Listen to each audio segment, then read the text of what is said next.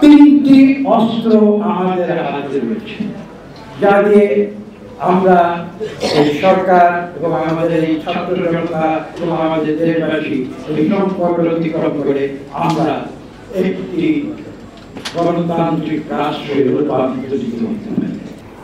হাজার হাজার জীবন দিয়ে জুলাই আগস্টের ছাত্র জনতার আন্দোলন, সেই বিপ্লবে তারা স্বৈরাচারকে দেশ থেকে হটিয়ে দিয়েছে, স্বৈরাচার পালিয়ে যেতে বাধ্য হয়েছে, এই কথাটা সত্য।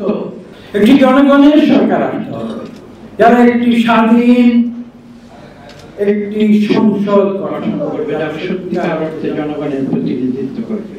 আমাদের গণতন্ত্রের রূপান্তরের মাত্র একটি ধারা আমরা অতিক্রম করেছি, এটা হচ্ছে স্বৈরাচারের বেদা। বিগত স্বৈরাচারী সরকার বুলেটের অস্ত্র ব্যবহার করেছে, আমরা কিন্তু বুলেটের অস্ত্রে বিশ্বাস করি। আজকে যদি এই অন্তর্বর্তীকালীন সরকার ব্যর্থ হয়, সেটা শুধু তাদের ব্যর্থতা না, আমি এভাবে দেখি এটা হবে আমাদের সমগ্র জাতির ব্যর্থতা। ইংরেজিতে আরেকটি কথা আছে, vigilance is the eternal price of democracy. ডেমোক্রেসিটা মুখে বলা সহজ, বাস্তবে রূপান্তর করা কিন্তু অতটা সহজ নয়। হাজার হাজার জীবন দিয়ে জুলাই আগস্টের ছাত্র জনতার আন্দোলন, সেই বিপ্লবে তারা স্বৈরাচারকে দেশ থেকে হটিয়ে দিয়েছে, স্বৈরাচার পালিয়ে যেতে বাধ্য হয়েছে, এই কথাটা সত্য। কিন্তু তার এটা নয় যে গণতন্ত্র পুরোপুরি ফিরে এসেছে। এই সত্যকে আমাদের উপলব্ধি করতে হবে। আমি স্পষ্ট করে বলবো, আমাদের গণতন্ত্রের রূপান্তরের মাত্র একটি ধারা আমরা অতিক্রম করেছি, এটা হচ্ছে স্বৈরাচারের বেদা। আর কঠিন ধাপ রয়েছে দ্বিতীয় ধাপ এবং তৃতীয় ধাপ।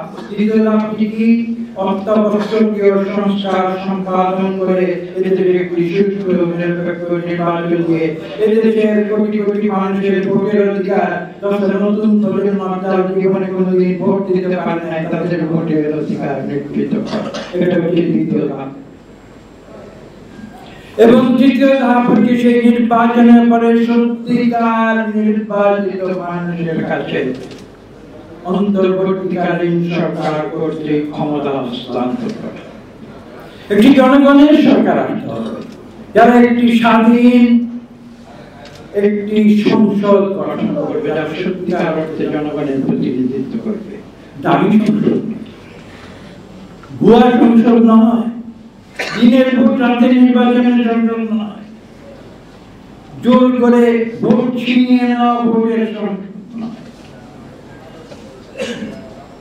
কাজগুলোকে কঠিন কাজ, মুখে বলা হবে না, বাস্তবে রূপান্তর করতে।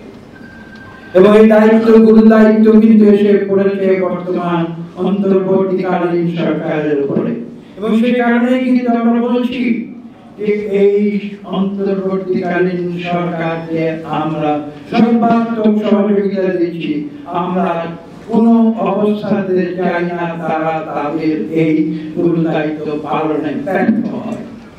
কেননা আজকে যদি এই অন্তর্বর্তীকালীন সরকার ব্যর্থ হয়, সেটা শুধু তাদের ব্যর্থতা না, আমি এভাবে দেখি এটা হবে আমাদের সমগ্র জাতির ব্যর্থতা।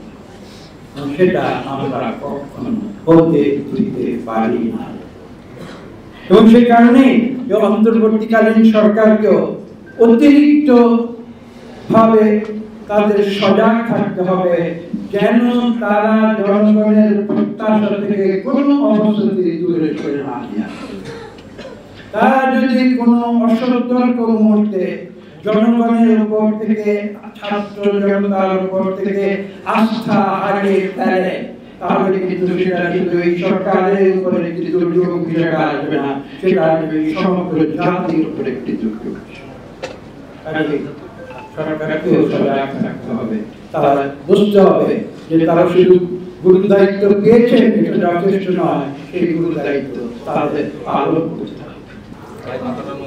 তিনটি অস্ত্র আমাদের হাতে রয়েছে, যা দিয়ে আমরা এই সরকার এবং আমাদের এই ছাত্র জনতা এবং আমাদের দেশবাসী এই সংকট অতিক্রম করে আমরা একটি গণতান্ত্রিক রাষ্ট্রে রূপান্তরিত হতে পারি। তিনটি অস্ত্র কি?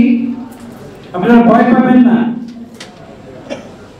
অস্ত্র শব্দটি শুনে ভয় পাবে না। আমি এমন তিনটি অস্ত্রের কথা বলছি যে তিনটি অস্ত্রের কোনো বুলেট নাই। বিগত স্বৈরাচারী সরকার বুলেটের অস্ত্র ব্যবহার করেছে, আমরা কিন্তু বুলেটের অস্ত্র বিশ্বাস করি না। আমাদের তিনটি অস্ত্র কি? বুলেট বিহীন তিনটি অস্ত্র কি? এক নম্বর রাজনীতি, দুই কূটনীতি, আর তিন জনাব কামাল মজুমদার সাহেব একটু আগে অনুগ্রহ করে আমার নাম উল্লেখ করেছেন, তিন সেটা হচ্ছে আপনাদের এই মিডিয়া, পক্ষবর্তী মিডিয়া, এবং এই মিডিয়াকে আজকে আধুনিক জগতে যে টেকনোলজি আপনাদেরকে অস্ত্র দিয়েছে তার নাম হচ্ছে তথ্য প্রযুক্তি, আইটি। এটা হচ্ছে তিন।